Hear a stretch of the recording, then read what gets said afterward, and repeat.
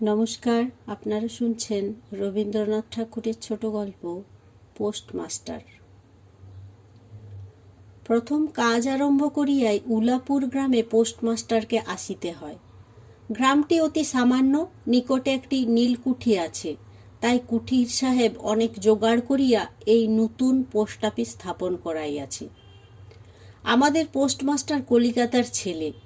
জলের মাছকে ডাঙায় তুলিলে যেরকম হয়, এই গণ্ডগ্রামের মধ্যে আসিয়া পোস্টমাস্টারেরও সেই দশা উপস্থিত হইয়াছে। একখানি অন্ধকার আটচালার মধ্যে তাহার আপিস, অদূরে একটা পানা পুকুর এবং তাহার চারিপাড়ে জঙ্গল। কুঠির, গোমস্তা প্রভৃতি যে সকল কর্মচারী আছে, তাহাদের ফুরসত প্রায় নাই এবং তাহারা ভদ্রলোকের সহিত মেশিবার উপযুক্ত নহে। বিশেষত কলিকাতার ছেলে ভালো করিয়া মিশিতে জানে না। অপরিচিত স্থানে গেলে হয় উদ্ধত, নয় অপ্রতিভ হইয়া থাকে। এই কারণে স্থানীয় লোকের সহিত তাহার মেলামেশা হইয়া উঠে না। অথচ হাতে কাজ অধিক নাই। কখনো কখনো দু একটা কবিতা লিখিতে চেষ্টা করেন। তাহাতে এমন ভাব ব্যক্ত করিয়াছেন যে সমস্ত দিন তরুপল্লবের কম্পন এবং আকাশের মেঘ দেখিয়া জীবন বড় সুখে কাটিয়া যায়। কিন্তু অন্তর্যামী জানেন, যদি আরব্য উপন্যাসের কোনো দৈত্য আসিয়া এক রাতের মধ্যে এই শাখাপল্লব সমেত সমস্ত গাছগুলো কাটিয়া পাকা রাস্তা বানাইয়া দেয় এবং সারি সারি অট্টালিকা আকাশের মেঘকে দৃষ্টিপথ হইতে রুদ্ধ করিয়া রাখে, তাহা হইলে এই আদমরা ভদ্রসন্তানটি পুনশ্চ নবজীবন লাভ করিতে পারে। পোস্টমাস্টারের বেতন অতি সামান্য। নিজে রাঁধিয়া খাইতে হয় এবং গ্রামের একটি পিতৃমাতৃহীন অনাথা বালিকা তাহার কাজকর্ম করিয়া দেয়। চারিটি খাইতে পায়। মেয়েটির নাম রতন, বয়স 12-13। বিবাহের বিশেষ সম্ভাবনা দেখা যায় না। সন্ধ্যার সময় যখন গ্রামের গোয়ালঘর হইতে ধূম কুণ্ডলায়িত হইয়া উঠিত, ঝোপে ঝোপে ঝিল্লি ডাকিত, দূরে গ্রামের নেশাখোর বাউলদের দল খোল করতাল বাজাইয়া উচ্চস্বরে গান জুড়িয়া দিত, তখন অন্ধকার দাওয়ায় একলা বসিয়া গাছের কম্পন দেখিলে কবির হৃদয়েও ঈষৎ হৃৎকম্প উপস্থিত হইত। তখন ঘরের কোণে একটি ক্ষীণ শিখা প্রদীপ জ্বালিয়া পোস্টমাস্টার ডাকিত, রতন। রতন দ্বারে আসিয়া এই ডাকের জন্য অপেক্ষা করিয়া থাকিত, কিন্তু এক ডাকেই ঘরে আসিত না। বলিত, কি গা বাবু, কেন ডাকছ? পোস্টমাস্টার, তুই কি করছিস? রতন, এখনই চুলো ধরাতে যেতে হবে হেঁসেলের। পোস্টমাস্টার, তোর হেঁসেলের কাজ পরে হবে, এখন একবার তামাকটা সেজে দে তো। অনতিবিলম্বে দুটি গাল ফুলাইয়া কলিকায় ফু দিতে দিতে রতনের প্রবেশ। হাত হইতে কলিকাটা লইয়া পোস্টমাস্টার ফস করিয়া জিজ্ঞাসা করেন, আচ্ছা রতন, তোর মাকে মনে পড়ে? সে অনেক কথা, কতক মনে পড়ে, কতক মনে পড়ে না। মায়ের চেয়ে বাপ তাহাকে বেশি ভালোবাসিত। বাপকে অল্প অল্প মনে আছে। পরিশ্রম করিয়া বাপ সন্ধ্যাবেলায় ঘরে ফিরিয়া আসিত। তাহারই মধ্যে দৈবাত দুটি একটি সন্ধ্যা তাহার মনে পরিষ্কার ছবির মতো অঙ্কিত আছে। এই কথা হইতে হইতে ক্রমে রতন পোস্টমাস্টারের পায়ের কাছে মাটির ওপর বসিয়া পড়িত। মনে পড়িত তাহার একটি ছোট ভাই ছিল। বহু পূর্বেকার বর্ষার দিনে একদিন একটা ডোবার ধারে দুইজন মিলিয়া গাছের ভাঙা ডালকে ছিপ করিয়া মিছামিছি মাছ ধরা খেলা করিয়াছিল। অনেক গুরুতর ঘটনার চেয়ে সেই ঘটনাই তাহার মনে বেশি উদয় হইত। এইরূপ কথা প্রসঙ্গে মাঝে মাঝে বেশি রাত হইয়া যাইত। তখন আলস্যক্রমে পোস্টমাস্টারের আর রাঁধিতে ইচ্ছা করিত না। সকালের বাসি ব্যঞ্জন থাকিত এবং রতন তাড়াতাড়ি উনুন ধরাইয়া খান কয়েক রুটি সেকিয়া আনিত। তাহাতেই উভয়ের রাত্রের আহার চলিয়া যাইত। একদিন সন্ধ্যাবেলায় সেই বৃহৎ আটচালার কোণে আপিসের কাঠের চৌকির ওপর বসিয়া পোস্টমাস্টারও নিজের ঘরের কথা পাড়িতেন। ছোট ভাই, মা এবং দিদির কথা। প্রবাসে একলা ঘরে বসিয়া যাহাদের জন্য হৃদয় ব্যথিত হইয়া উঠিত তাহাদের কথা। যে সকল কথা সর্বদাই মনে উদয় হয়, অথচ নীলকুঠির গোমস্তাদের কাছে যাহা কোনো মতেই উত্থাপন করা যায় না, সেই কথা একটি অশিক্ষিতা ক্ষুদ্র বালিকাকে বলিয়া যাইতেন। কিছুমাত্র অসঙ্গত মনে হইত না। অবশেষে এমন হইল, বালিকা কথোপকথনকালে তাহার ঘরের লোকদিগকে মা, দিদি, দাদা বলিয়া চিরপরিচিতের ন্যায় উল্লেখ করিত। এমনকি তাহার ক্ষুদ্র হৃদয়পটে বালিকা তাহাদের কাল্পনিক মূর্তিও চিত্রিত করিয়া লইয়াছিল। একদিন বর্ষাকালে মেঘমুক্ত দ্বিপ্রহরে ঈষৎতপ্ত সুকোমল বাতাস দিতেছিল। রৌদ্রে ভিজা ঘাস এবং গাছপালা হইতে এক প্রকার গন্ধ উত্থিত হইতেছিল। মনে হইতেছিল যেন ক্লান্ত ধরণীর উষ্ণ নিঃশ্বাস গায়ের উপর আসিয়া লাগিতেছে, এবং কোথাকার এক নাছোড়বন্দা পাখি তাহার একটানা সুরের নালিশ সমস্ত দুপুরবেলা প্রকৃতির দরবারে অত্যন্ত করুণ স্বরে বার বার আবৃত্তি করিতেছিল। পোস্টমাস্টারের হাতে কাজ ছিল না। সেদিনকার বৃষ্টিধৌত মসৃণ চিক্কণ তরুপল্লবের হিল্লোল এবং পরাভূত বর্ষার ভগ্নাবশিষ্ট রৌদ্রশুভ্র স্তূপাকার মেঘস্তর বাস্তবিকেই দেখিবার বিষয় ছিল। পোস্টমাস্টার তাহা দেখিতেছিলেন এবং ভাবিতেছিলেন, এই সময় কাছে একটি কেহ নিতান্ত আপনার লোক থাকিত, হৃদয়ের সহিত একান্ত সংলগ্ন একটি স্নেহপুত্তলী মানব মূর্তি।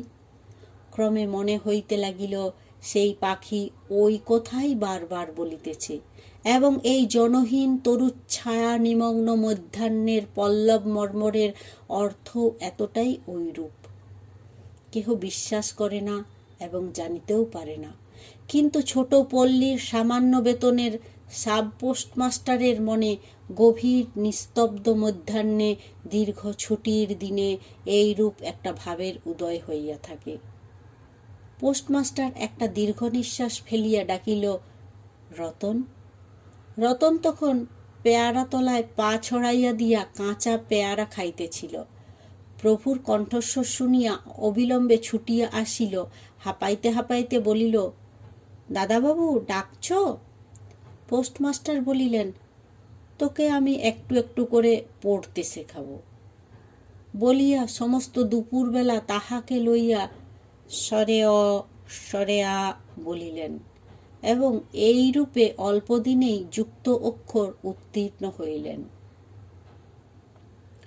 শ্রাবণ মাসে বর্ষণের আর অন্ত নাই। খাল, বিল, নালা জলে ভরিয়া উঠিল। অহর্নিশি ভেকের ডাক এবং বৃষ্টির শব্দ। গ্রামের রাস্তায় চলাচল প্রায় এক প্রকার বন্ধ। নৌকায় করিয়া হাটে যাইতে হয়। একদিন প্রাতঃকাল হইতে খুব বাদলা করিয়াছে। পোস্টমাস্টারের ছাত্রীটি অনেকক্ষণ দ্বারের কাছে অপেক্ষা করিয়া বসিয়াছিল, কিন্তু অন্য দিনের মতো যথাসাধ্য নিয়মিত ডাক শুনিতে না পাইয়া আপনি খুঙ্গিপুঁথি লইয়া ধীরে ধীরে ঘরের মধ্যে প্রবেশ করিল। দেখিল পোস্টমাস্টার তাহার খাটিয়ার উপর শুইয়া আছেন, বিশ্রাম করিতেছেন মনে করিয়া অতি নিঃশব্দে পুনশ্চ ঘর হইতে বাহিরে যাইবার উপক্রম করিল। সহসা শুনিল, রতন। তাড়াতাড়ি ফিরিয়া গিয়া বলিল, দাদাবাবু ঘুমোচ্ছিলে? পোস্টমাস্টার কাতর স্বরে বলিলেন, শরীরটা ভালো বোধ হচ্ছে না, দেখ তো আমার কপালে হাত দিয়ে। এই নিতান্ত নিঃসঙ্গ প্রবাসে ঘন বর্ষায় রোগ কাতর শরীরে একটুখানি সেবা পাইতে ইচ্ছা করে। তপ্ত ললাটের ওপর শাঁখা পরা কোমল হস্তের স্পর্শ মনে পড়ে। এই ঘোর প্রবাসে রোগ যন্ত্রণায় স্নেহময়ী নারী রূপে জননী ও দিদি পাশে বসিয়া আছেন, এই কথা মনে করিতে ইচ্ছা করে। এবং এ স্থলে প্রবাসীর মনের অভিলাষ ব্যর্থ হইল না। বালিকা রতন আর বালিকা রহিল না। সেই মুহূর্তেই সে জননীর পদ অধিকার করিয়া বসিল। বৈদ্য ডাকিয়া আনিল, যথাসময়ে বটিকা খাওয়াইল, সারা রাত্রি শিয়রে জাগিয়া রহিল, আপনি পথ্য রাঁধিয়া দিল এবং শতবার করিয়া জিজ্ঞাসা করিল, হ্যাঁ গো দাদাবাবু, একটুখানি ভালো বোধ হচ্ছে কি? বহুদিন পরে পোস্টমাস্টার ক্ষীণ শরীরে রোগশয্যা ত্যাগ করিয়া উঠিলেন। মনে স্থির করিলেন, আর নয়, এখান হইতে কোনো মতে বদলি হইতে হইবে। স্থানীয় অস্বাস্থ্যের উল্লেখ করিয়া তৎক্ষণাৎ কলিকাতায় কর্তৃপক্ষদের নিকট বদলি হইবার জন্য দরখাস্ত করিলেন। রোগসেবা হইতে নিষ্কৃতি পাইয়া রতন দ্বারের বাহিরে আবার তাহার স্বস্থান অধিকার করিল, কিন্তু পূর্ববৎ আর তাহাকে ডাক পড়ে না। মাঝে মাঝে উকি মারিয়া দেখে পোস্টমাস্টার অত্যন্ত অন্যমনস্কভাবে চৌকিতে বসিয়া অথবা খাটিয়ায় শুইয়া আছেন। রতন যখন আহ্বান প্রত্যাশা করিয়া বসিয়া আছে, তিনি তখন অধীর চিত্তে তাহার দরখাস্তের উত্তর প্রতীক্ষা করিতেছেন। বালিকা দ্বারের বাহিরে বসিয়া সহস্রবার করিয়া তাহার পুরনো পড়া পড়িল, পাছে যেদিন সহসা ডাক পড়িবে সেদিন তাহার যুক্ত অক্ষর সমস্ত গোলমাল হইয়া যায়, এই তাহার একটা আশঙ্কা ছিল। অবশেষে সপ্তাহখানেক পরে একদিন সন্ধ্যাবেলায় ডাক পড়িল। উদ্বেলিত হৃদয়ে রতন গৃহের মধ্যে প্রবেশ করিয়া বলিল, দাদাবাবু, আমায় ডাকছিলে? পোস্টমাস্টার বলিলেন, রতন, কালই আমি যাচ্ছি। রতন, কোথায় যাচ্ছ দাদাবাবু? পোস্টমাস্টার, বাড়ি যাচ্ছি। রতন, আবার কবে আসবে? পোস্টমাস্টার, আর আসব না। রতন আর কোনো কথা জিজ্ঞাসা করিল না। পোস্টমাস্টার আপনিই তাহাকে বলিলেন, তিনি বদলির জন্য দরখাস্ত করিয়াছিলেন, দরখাস্ত নামঞ্জুর হইয়াছে, তাই তিনি কাজে জবাব দিয়া বাড়ি যাইতেছেন। অনেকক্ষণ আর কেহ কোনো কথা কহিল না।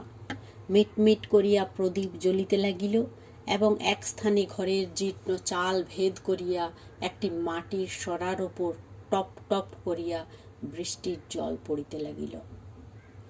কিছুক্ষণ পরে রতন আস্তে আস্তে উঠিয়া রান্নাঘরে রুটি গড়িতে গেল। অন্য দিনের মতো তেমন চটপট হইল না।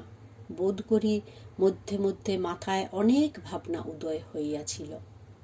পোস্টমাস্টারের আহার সমাপ্ত হইলে পর বালিকা তাহাকে জিজ্ঞাসা করিল, দাদাবাবু, আমাকে তোমাদের বাড়ি নিয়ে যাবে?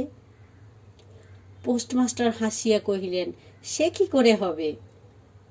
ব্যাপারটা যে কি কি কারণে অসম্ভব তাহা বালিকাকে বোঝানো আবশ্যক বোধ করিলেন না।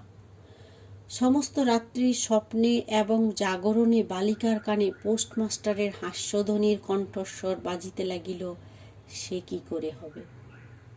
ভোরে উঠিয়া পোস্টমাস্টার দেখিলেন তাহার স্নানের জল ঠিক আছে। কলিকাতার অভ্যাস অনুসারে তিনি তোলা জলে স্নান করিতেন। কখন তিনি যাত্রা করিবেন সে কথা বালিকা কি কারণে জিজ্ঞাসা করিতে পারে নাই। পাছে প্রাতঃকালে আবশ্যক হয়, এই জন্য রতন অত রাত্রে নদী হইতে তাহার স্নানের জল তুলিয়া আনিয়াছিল। স্নান সমাপন হইলে রতনের ডাক পড়িল। রতন নিঃশব্দে গৃহে প্রবেশ করিল এবং আদেশ প্রতীক্ষায় একবার নীরবে প্রভুর মুখের দিকে চাহিল। প্রভু কহিলেন, রতন, আমার জায়গায় যে লোকটি আসবেন তাকে বলে দিয়ে যাব, তিনি তোকে আমারই মতন যত্ন করবেন। আমি যাচ্ছি বলে তোকে কিছু ভাবতে হবে না। এই কথাগুলি যে অত্যন্ত স্নেহগর্ভ ও দয়ার্ত হৃদয় হইতে উত্থিত সে বিষয়ে কোনো সন্দেহ নাই। কিন্তু নারী হৃদয় কে বুঝিবে? রতন অনেক দিন প্রভুর অনেক তিরস্কার নীরবে সহ্য করিয়াছিল, কিন্তু এই নরম কথা সহিতে পারিল না। একেবারে উচ্ছ্বসিত হৃদয়ে কাঁদিয়া উঠিয়া কহিল, না না, আমার কাউকে কিছু বলতে হবে না, আমি থাকতে চাইনি। পোস্টমাস্টার রতনের এইরূপ ব্যবহার কখনো দেখেন নাই, তাই অবাক হইয়া রহিলেন। নতুন পোস্টমাস্টার আসিল, তাহাকে সমস্ত চার্জ বুঝাইয়া দিয়া পুরাতন পোস্টমাস্টার গমনোন্মুখ হইলেন।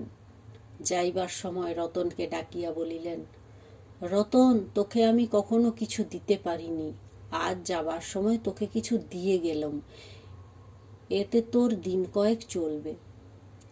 কিছু পথ খরচা বাদে তাহার রতনের যত টাকা পাইয়াছিল পকেট হইতে বাহির করিলেন। তখন রতন ধুলার পড়িয়া তাহার পা জড়াইয়া ধরিয়া কহিল, দাদাবাবু, তোমার দুটি পায়ে পড়ি, তোমার দুটি পায়ে পড়ি, আমাকে কিছু দিতে হবে না, তোমার দুটি পায়ে পড়ি, আমার জন্য কাউকে কিছু ভাবতে হবে না, বলিয়া এক দৌড়ে সেখান হইতে পালাইয়া গেল। ভূতপূর্ব পোস্টমাস্টার নিঃশ্বাস ফেলিয়া হাতে কার্পেটের ব্যাগ ঝুলাইয়া, কাঁধে ছাতা লইয়া, মুটের মাথায় নীল ও শ্বেত রেখায় চিত্রিত টিনের পেট্রা তুলিয়া ধীরে ধীরে নৌকাভিমুখে চলিলেন। যখন নৌকায় উঠিলেন এবং নৌকা ছাড়িয়া দিল, বর্ষা বিস্ফারিত নদী ধরিণীর উচ্ছ্বসিত অশ্রুরাশির মতো চারিদিকে ছলছল করিতে লাগিল। তখন হৃদয়ের মধ্যে অত্যন্ত একটা বেদনা অনুভব করিতে লাগিলেন।